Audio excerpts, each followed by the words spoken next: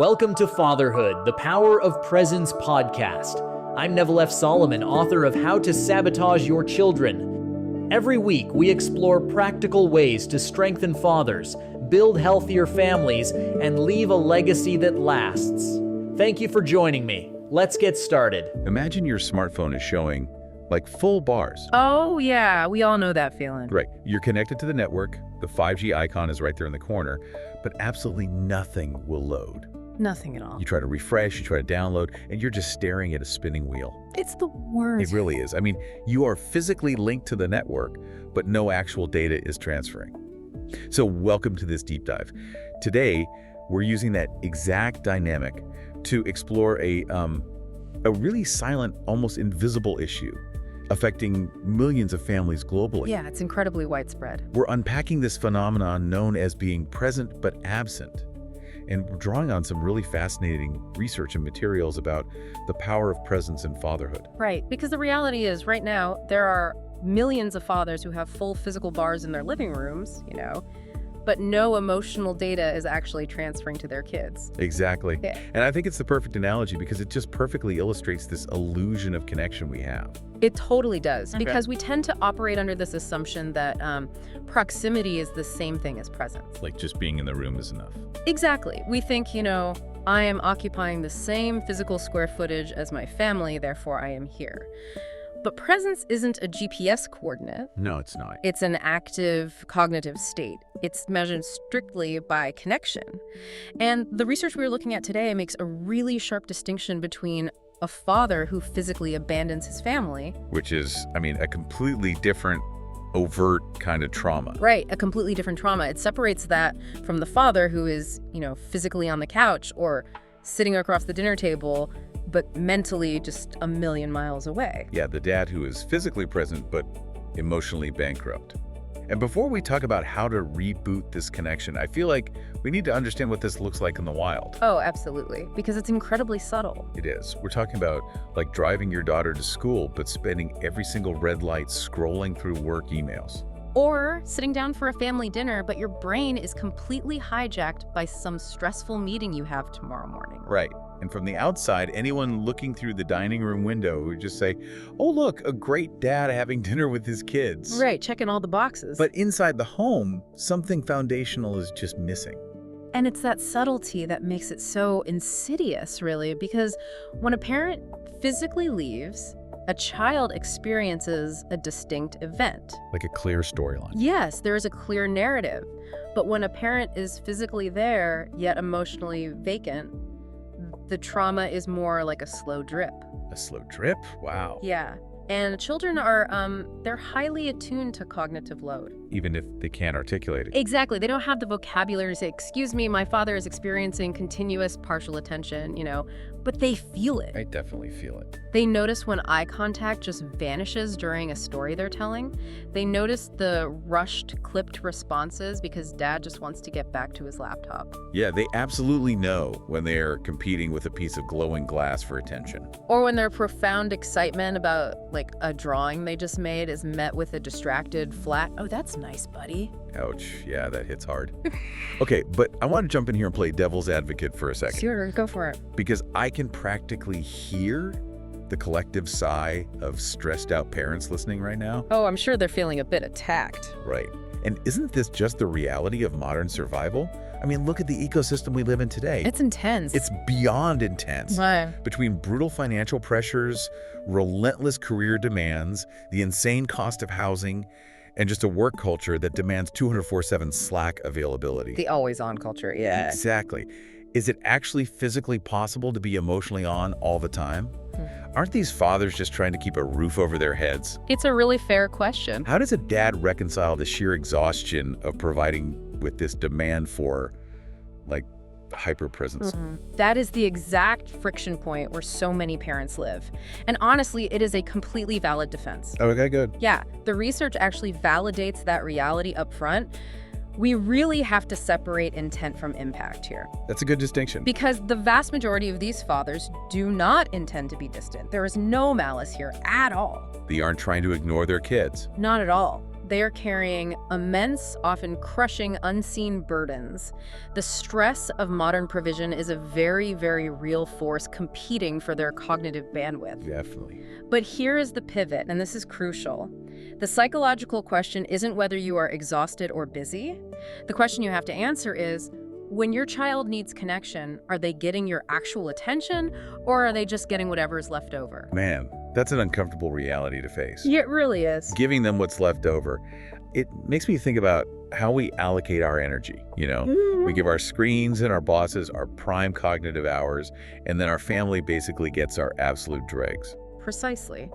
And it forces a real shift in perspective. It acknowledges the brutal busyness of life, sure, but it demands that we audit our prioritization in those fleeting micro moments of interaction. Going back to that smartphone analogy. Right. If the connection only lasts for 10 minutes before bed, what is the quality of the data transfer in those 10 minutes? Is it high definition, or is it just a pixelated mess? Exactly. Is it buffering the whole time? Yeah. So let's talk about the receiver in this data transfer, the child. Okay. Because this absence is so subtle and unintentional, how does a kid actually internalize it? I mean, kids are like emotional Geiger counters, right? That's a great way to put it, yes. They don't read our adult logic. Yeah. A 6-year-old doesn't understand that dad is stressed about mortgage interest rates so they can live in a good school district. No, not at all. They just read the ambient energy in the room. If a dad is financially successful but emotionally vacant, it's a math equation that just doesn't compute for the kid. Yeah. The child is just thinking, I just want dad to notice me. And that desire to be noticed, it's tied directly to survival and identity formation in developmental psychology. How so? Well, children are essentially building their understanding of the world and their own value in it through relational mirroring. Relational mirroring, okay. Yeah, so when a parent looks at them, engages with them, and listens, the child's brain forms specific neural pathways that equate to, I am safe, I matter, I have inherent value. Wow, so the attention literally builds their brain. Literally. But when they consistently receive just what's left of a distracted parent's attention, the brain struggles to close that circuit. So what happens when that circuit doesn't close? That's where we start to see maladaptive emotional regulation. Which means what exactly? Well, children rarely have the capacity to sit you down and say, Father, your emotional distance is causing me profound distress. Right, that would be nice, but no. Exactly. Instead, their behavior masks their core need. A child experiencing this void might become highly withdrawn, going quiet to protect themselves from the sting of being ignored. Just shutting down completely. Yeah. Or they swing the completely opposite way. They become demanding, they act out at school, they break things, they get angry. Because negative attention is still attention. Exactly. It still requires dad to put down the phone. Right, if I can't get you to look at me by being good, I'll definitely get you to look at me by setting something on fire. Sadly, yes. And the most heartbreaking outcome is when they simply stop trying altogether. They adapt to the emotional starvation. That is heartbreaking. And this isn't just a childhood phase, The long-term stakes here are monumental. Those unanswered questions, am I important? Is something wrong with me? They bake right into the child's core identity. So it follows them into adulthood. Absolutely. A teenager who withdraws and stops sharing their life eventually becomes an adult who struggles with secure attachment and trust in romantic relationships. Oh, wow. And then, the ultimate tragedy of the cycle, that adult becomes a parent who repeats the exact same pattern of emotional distance with their own children. Which begs the question, if someone listening right now grew up with a dad like that, are they just biologically hardwired to repeat the cycle? It's easy to feel that way. Yeah, it's easy to look at this dynamic and feel a massive tidal wave of guilt. But to actually break that generational cycle, we have to move past guilt and get into the why. Right. Why do so many well-meaning, hardworking men fall into this specific trap? It requires a lot of empathy to unpack, honestly, because it points to a massive societal deficit in how we define fatherhood. Okay, tell me more about that. First and foremost, you can't build what you've never seen. Many of these fathers are operating without a blueprint. Right. If your own father was emotionally walled off, you simply lack the cognitive scaffolding to know what emotional availability even looks like. You just don't have the vocabulary. And society actively reinforces that wall, doesn't it? Oh, completely. Because the historical narrative for men has almost exclusively tied their ultimate value to their economic output. It's like this Industrial Revolution hangover. Yes, exactly that. The mindset of, I put food on the table. I pay for your braces. I keep the heat on. Therefore, I love you. That is the exact societal conditioning at play. Provision is framed as the highest expression of paternal love. Right. And look, provision is critically important. You need food and shelter to survive. Of course. But psychological data consistently shows that provision without connection leaves children emotionally starving. You can have a kid in a massive house with every video game console on the market, and they can still be profoundly lonely. Yeah, the stuff doesn't replace the person. Exactly. Additionally, for a lot of men, there is a deep-seated fear of vulnerability.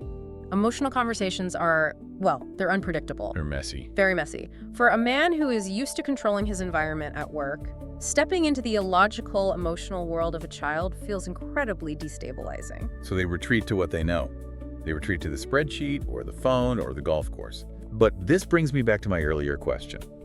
If a guy is sitting in his car right now, listening to us, realizing he has no blueprint, and realizing he's been confusing provision with prevence, Yeah. is he doomed? I mean, is this just who he is? Absolutely not. And this is probably the most empowering paradigm shift we can offer today. Oh, good. I need some good news. The core psychological premise here is that emotional presence is not a fixed personality trait.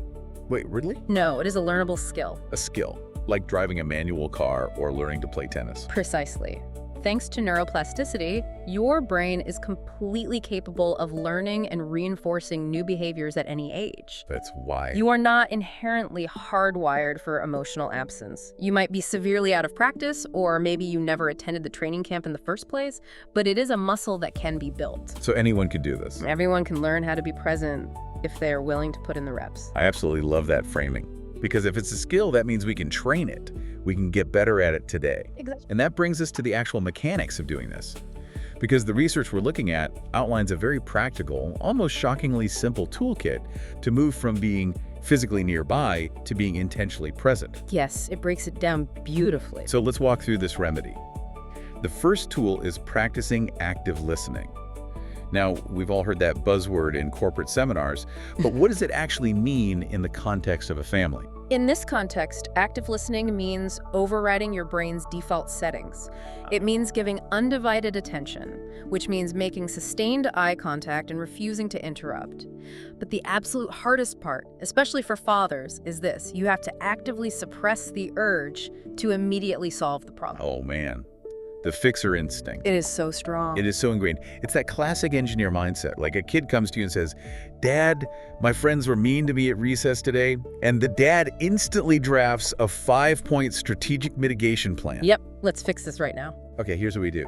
We talk to the teacher, we isolate the hostile variables, we find new friends, boom, problem solved. Right, which completely invalidates the child's emotional experience. Because you're just fixing it. You're treating their pain like a broken lawnmower. But a child's emotions aren't a logic puzzle to be solved. They are an experience to be validated. Wow, an experience to be validated. Yes. When you jump straight to the solution, you essentially communicate that their sadness or anger is an inconvenience that needs to be quickly optimized away. Active listening means just sitting in the mud with them. Sitting in the mud. So how do you do that without just staring at them blankly while they cry? You ask questions that open doors rather than close them. Like what? You avoid binary questions. If you ask, "How was school?" you will get the standard one-word, "Fine." The circuit closes. Right, conversation over. Exactly. Instead, you ask narrative-driving questions. What was the funniest thing that happened today? Or what was the hardest part of your afternoon? Or even, what worried you today? Those questions actually require a story. They do. They force the child to actually process their day out loud, and they force the parent to actually listen to the narrative. Okay, that brings us to the second tool, which might be the most daunting for modern parents' device-free conversations. The big one. The recommendation here is to carve out one specific time every single day where every screen is completely eliminated. Completely. No phones in pockets, no TV in the background, no laptops open on the counter. But here's the part that kind of blew my mind. The barrier to entry is just 15 minutes. Yes, just 15 uninterrupted minutes. I have to push back on that a little, or at least ask for the mechanics behind it, because 15 minutes sounds almost like a cheap life hack. It does sound suspiciously easy. Yeah, it's half of a sitcom episode. Does a 15-minute window really have the power to repair a fractured family dynamic? It just sounds too easy. It sounds easy until you actually try to do it. Fair point. Sitting with a child for 15 minutes without checking your phone, without letting your mind wander to your inbox, and being intensely, purely curious about their world is actually cognitively demanding. It's a workout. It is, but the reason it works is based on how dopamine and attention function in the brain. Children don't necessarily need 4 hours of your ambient, half-distracted presence. Right. They need microdoses of absolute undivided focus. So quality over quantity. Exactly. When you remove the device entirely, you remove the neurological competition.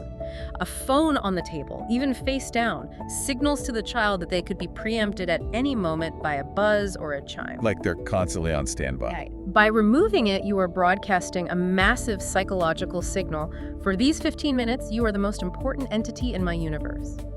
That level of concentrated presence completely resets the baseline anxiety in a home. It's the difference between watering a plant with a slow, unfocused mist that mostly just blows away in the wind versus pouring a concentrated cup of water directly onto the roots. That is a brilliant way to conceptualize it, yes.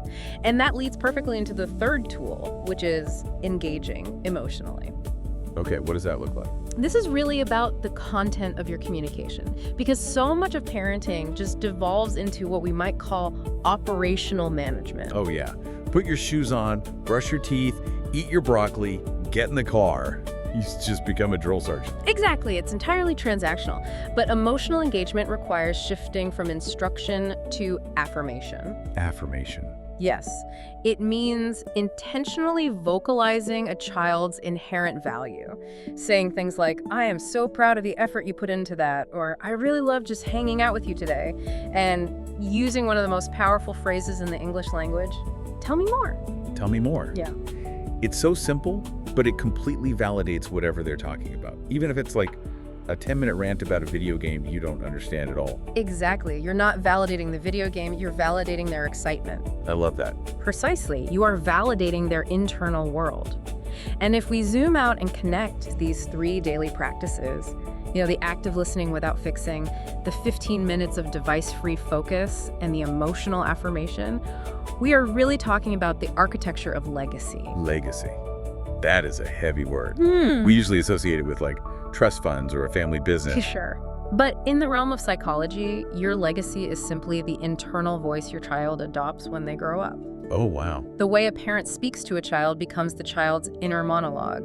And children remember moments, not milestones.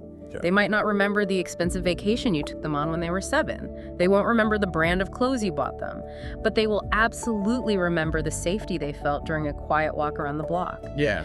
They will remember that you put your phone in another room just to build a Lego set with them. They will remember an empathetic, non-judgmental conversation after they failed a test. Because those small, consistent moments build memories, and those memories solidify into their identity. Yes, and identity shapes generations. The greatest inheritance you can possibly leave a child isn't a stock portfolio, it is emotional security. When a parent is fully present today, it metabolizes into the child's confidence tomorrow. Presence today becomes confidence tomorrow. That is just the absolute core of this deep dive. It really is. And the takeaway for you listening right now, whether you are a father, a mother, or anyone influencing a younger generation, is that children do not require perfection. Not at all. They don't need you to be a flawless superhero who never gets stressed. They just need you to keep showing up completely in the moments that matter. And to help bridge the gap between theory and practice, the behavioral researchers behind these concepts often issue a specific challenge, which I highly recommend trying this week. Oh, I like a challenge. Let's hear it. The challenge is to orchestrate just one meaningful 15-minute, completely device-free conversation with your child this week. Just one. Just one. Leave the phone in the car or a drawer, turn off the television, ask a narrative question, and then just listen. Suppress the urge to lecture or fix. Just sit in their world for a quarter of an hour. I love that. And afterward, pay attention to the shift in the atmosphere. You will likely find that what your child was craving wasn't a new toy or an elaborate activity. They just wanted you. It's such a small investment with an incalculable ROI. And, for those who want to explore the mechanics of this further, the psychological frameworks we've been dissecting are heavily explored in resources we use today, like the book How to Sabotage Your Children, and also Healing Through Reflections and Growth. Both fantastic. Yeah, they offer incredible roadmaps for anyone looking to build that emotional vocabulary from scratch. They are essential reading, really. Rewiring your behavioral habits and building emotional security is the work of a lifetime, and having a structured guide makes all the difference. Absolutely. So as we wrap up, I want to leave you with one final, slightly provocative thought to chew on. Okay, let's hear it. We've spent this entire time talking about emotional presence as a learnable skill, specifically applied to parenting and fatherhood. But the architecture of human connection doesn't change based on age. No, it doesn't. So what if we took these exact same tools, the active listening without immediately trying to fix a problem, the intentional 15 minutes of device-free focus, the genuine curiosity, and apply them to our romantic partnerships? Oh, absolutely. Or our friendships, or even how we sit silently with our own thoughts. That is the beautiful universality of this. The mechanics of connection don't care who is on the other end of the line. Exactly. Because if intentional presence is the greatest inheritance we can give a developing child, isn't it also the single greatest gift we can give absolutely anyone we love? I couldn't agree more. It's about making sure that when we are connected to the network, the data is actually flowing. Let's make sure our emotional internet is turned on. As we close today's episode, remember this. Children don't just grow up in a home, they grow up from it.